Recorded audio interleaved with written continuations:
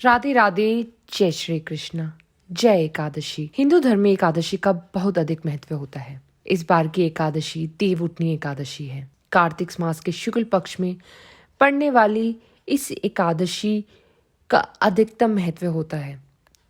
इसे देवोत्थान एकादशी यानी देव उठनी एकादशी और प्रबोधनी एकादशी आदि के नामों से भी जाना जाता है। इस दिन भगवान शालिग्राम और माता तुलसी का विवाह भी किया जाता है। देवउठनी एकादशी व्रत कथा का पाठ करने से मोक्ष की प्राप्ति होती है। आइए जाने देवउठनी एकादशी व्रत की कथा। एक राजा के राज्य में सभी लोग एकादशी का व्रत रखते थे। प्रजा तथा नौकर चाकरों से लेकर पशुओं तक को एकादशी के दिन अन्न नहीं दिया जाता था। एक दिन किसी दूसरे राज्य का एक व्यक्ति राजा के पास आकर बोला, महाराज कृपया करके मुझे नौकरी पर रख ले। तब राजा ने उसके सामने एक शर्त रखी थी कि ठीक है रख लेते हैं, किंतु रोज तो तुम्हें खाने को सब कुछ मिलेगा, पर एकादशी को अन्न नहीं मिलेगा। उस व्यक्ति ने उस समय हाँ कर ली, पर एकादशी के दिन जब उसे फलाहार का सामान दिया गया तो वह राजा के सामने जाकर गिड़गिड़ाने लगा, महाराज इससे मेरा पेट नहीं भरेगा, मैं भूखा ही मर जाऊंगा, मुझे अन्न दे दो। राजा ने उसे शर्त की बात याद दिलाई, पर वह अन्न छोड़ने को राजी नहीं हुआ। तब राजा ने उसके आटा दाल चावल आदि दिया। वह नित्य की तरह नदी पर पहुंचा और स्नान कर भोजन पकाने लगा। जब भोजन बना लिया तो वह भगवान को बुलाने लगा, आओ भगवान भोजन तैयार है। उसके बुलाने पर पीताम्बर धारण किए भगवान चतुर्भुज रूप में आ पहुंचे और प्रेम से उसके साथ भोजन करने लगे।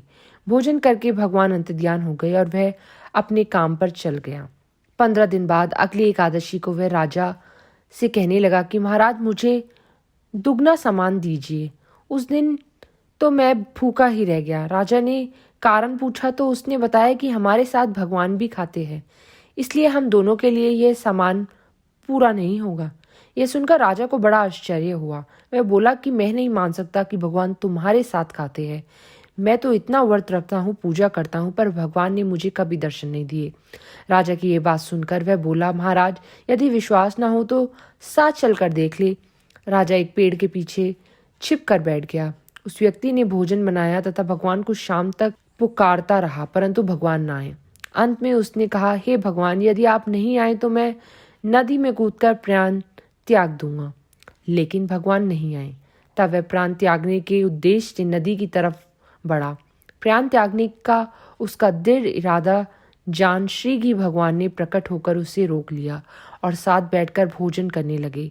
खा पीकर वह उसे अपने विमान में बिठाकर अपने धाम ले गए। राजा ने सोचा कि व्रत उपवास से तब तक कोई फायदा नहीं होगा जब तक एक मन में शुद्ध धारणा ना हो। इससे राजा को ज्ञान मिला। वह भी मन से व्रत उपवास करने लगा और अंत में स्वर्ग को प्राप्त हुआ। तो बोलिए एकादशी माँ की जय। जय देवउठनी एकादशी माँ। इस एकादशी का एक और महत्व है। इस दिन देव उठते हैं, यानी कि श्री विष्णु भगवान अपनी निद्रा से जागते हैं। तो बोलिए देवउठनी एकादशी की जय। जय एकादशी माता। राधे राधे, जय श्री कृष्ण।